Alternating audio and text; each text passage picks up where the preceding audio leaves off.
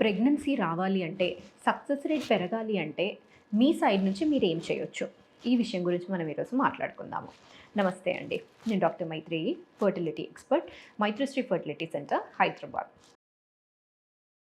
So, pregnancy వచ్చి conception rate పెరగాలి అంటే, నార్మల్‌గా మనం చేయగలిగేటివి ఏముంటాయి అంటే, ఇప్పుడు జనరల్‌గా మన లైఫ్ స్టైల్ అనేది మనం చూసుకోవాలి.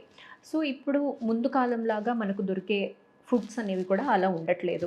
చాలా అడల్టరేషన్స్ అనేవి కూడా జరుగుతున్నాయి. అండ్ మీరు బయటికి వెళ్ళినప్పుడు మీ బాడీకి ఎటువంటి ఫుడ్స్ అనేవి పడట్లేదు. అది తింటే మీకేమైనా ఇబ్బందులు అవుతున్నాయా? ఇవి మనము కంపల్సరీగా ఈ మధ్య కాలంలో గమనించుకోవాల్సిన అవసరం అనేది ఉంటుంది.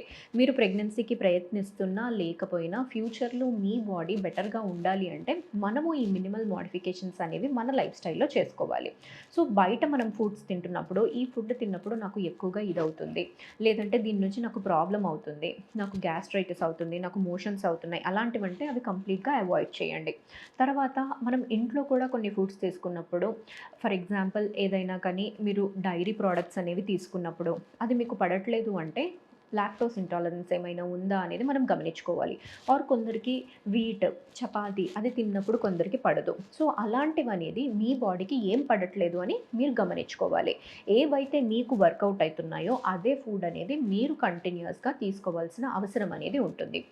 అండ్ మనము తీసుకోండేవి ఏంటి అంటే, ఇప్పుడు చాలా మటుకు మనం చూస్తే కూడా ప్రతి దాంట్లో అడల్ట్రేషన్ అనేది ఎక్కువగా అయిపోతుంది.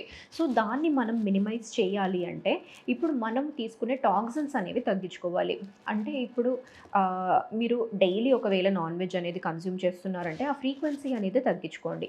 ఎందుకు అంటే, మనము ఎంత ఎక్స్‌టర్నల్‌గా మనము ఆ టాక్సిన్స్ అనేవి లోపలికి పంప్ చేయడం అనేది తగ్గిస్తామో మన బాడీ అనేది అంత బెటర్‌గా ఉంటుంది.